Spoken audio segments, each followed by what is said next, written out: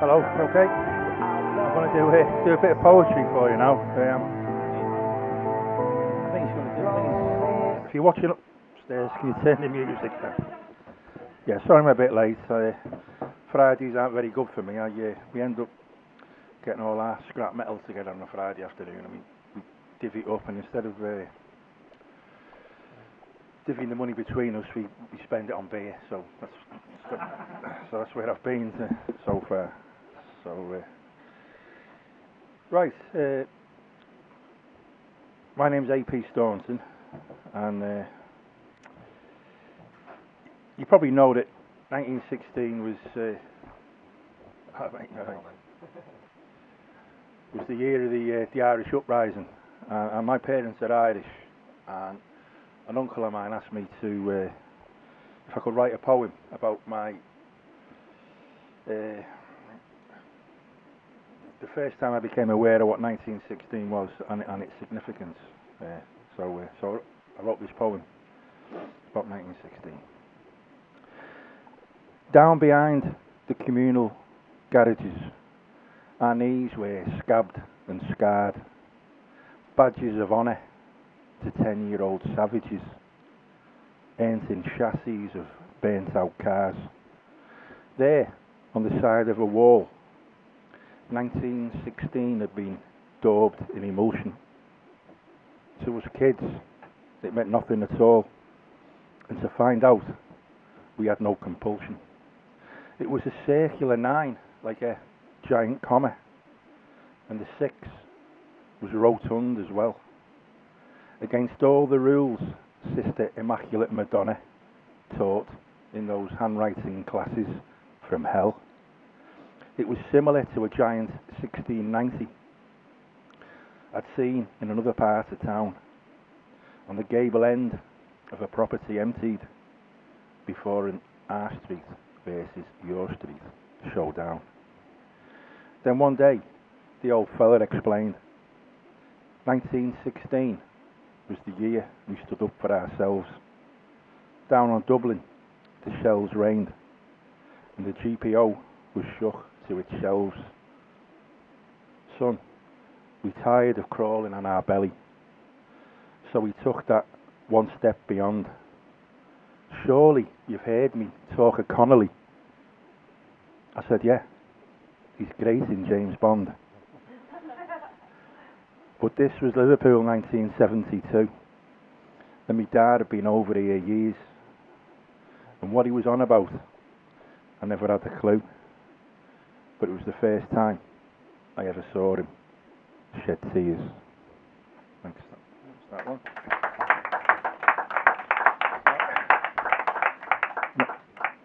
So talking to my old fella, this poem's about my dad. I normally have a picture of him. It's like a little picture, but I haven't got it tonight.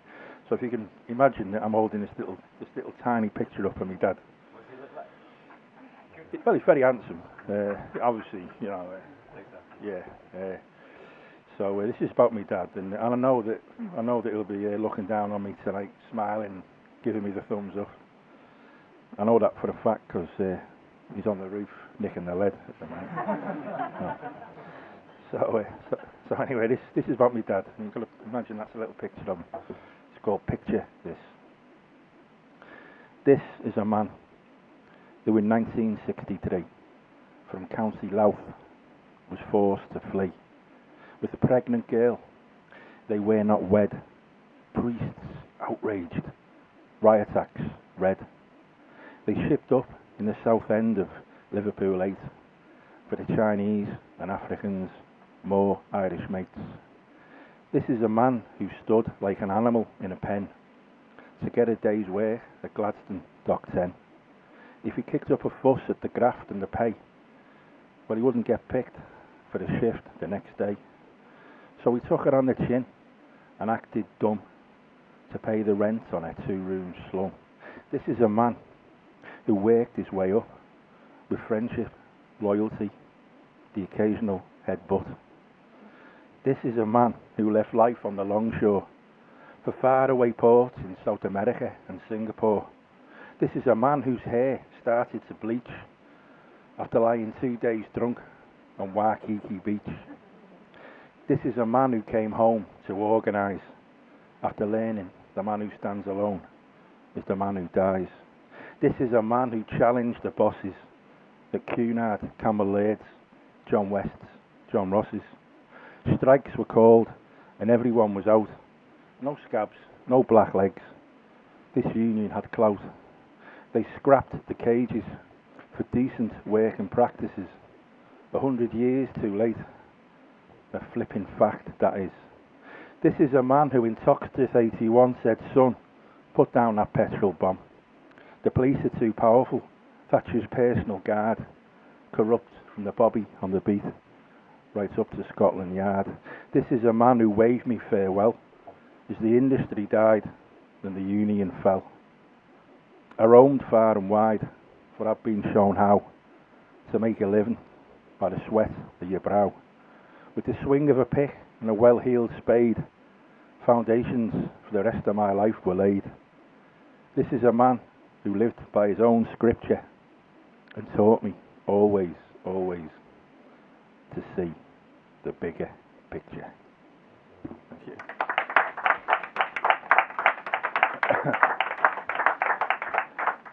It's the first time. It's the first time I'm going to try this one out. It's about a girl I met in Brighton a long time ago.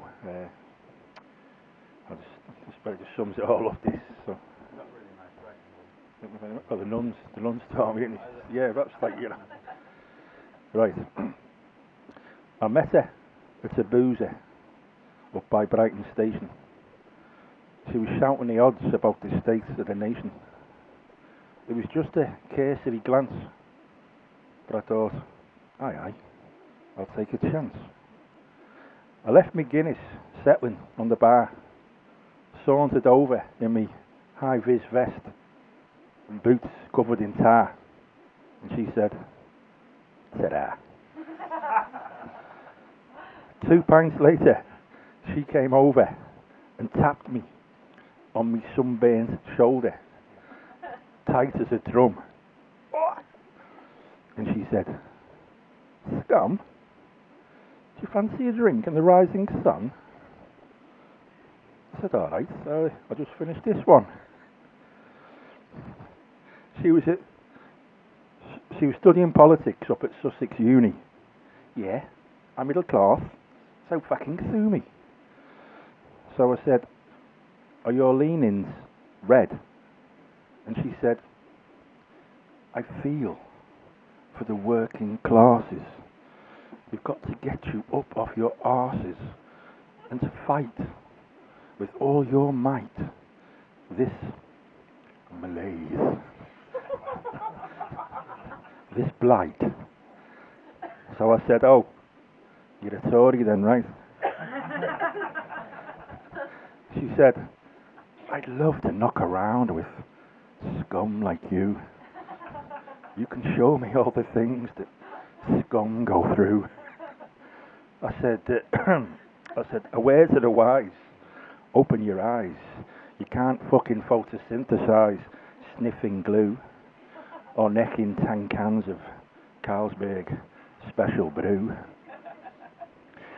I took her back to the caravan, introduced her to the lads and the gang of man, who seemed quite surprised that I pulled a girl so wise, who had a nose, a mouth, 2 ears, and even 2 working eyes. I was grafting for ARC, tarmacking lanes on the A23, from Patcham to Pycombe, no escape from the rake or the besom broom. The next day, I moved in with her, a flat in Kent Town. It seemed such a blur. Which side of the bed did I prefer? Did I mind that she was an active hunt saboteur and was waging war against women wearing fair? I said no, I just go with the flow. After 6 months of shagging day and night and thinking everything was going all right, out of the blue, she said, I've met someone better than you. He's a black South African freedom fighter, 1.5 foot taller and 1.5 stones lighter than you. take a pew. He's over here on an ANC scholarship from an actual real-life downtrodden township. The time has come to move on from scum, so do one. They say men are from Mars and women from Venus, but I didn't need to know about his enormous penis. Capano, this man from Soweto, and I swear I heard his cock crow thrice, which wasn't very nice. Donkeys years later, picketing the Brighton Centre. Who steps out of a door marked only delegates can enter? It was she. Long time no see. Looked at me kids and said, me? No, I'm far too busy for a family. Just popped out for a menthol light, and without wanting to sound trite, I got a first in my degree, and I'm now directional head of a policy committee for the Conservative Party. I said, well, as you can see, I've got a son and a daughter, both in their 20s, and both proud trade union supporters, so it's job done, and I'm still scum.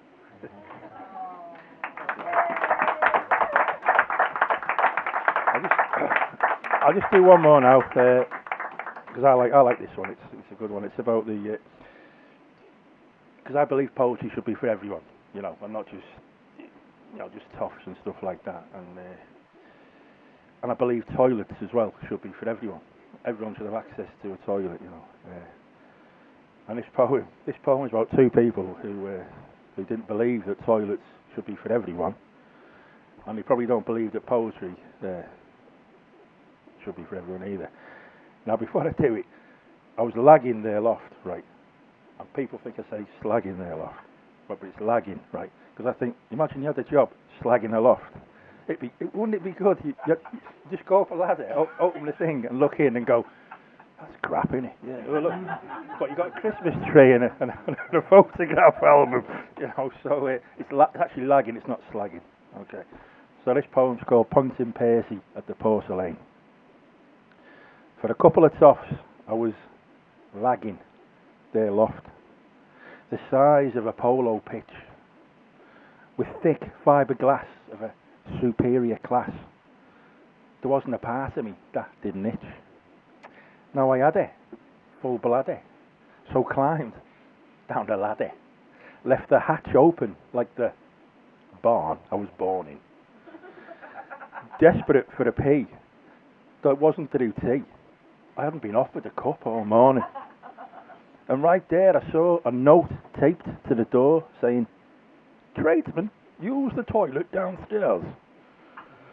And the natural light blinking, it got me thinking, is my urine so different to theirs?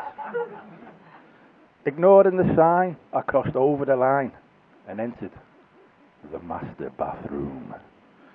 It was expensively tiled, a shame to defile, full of potions, lotions, and perfume. So I pissed in the sink, gave the mirror a wink, and was up to the loft like a thief. Back home that night, as I turned out the light, I imagined them brushing their teeth. Right, thanks for listening.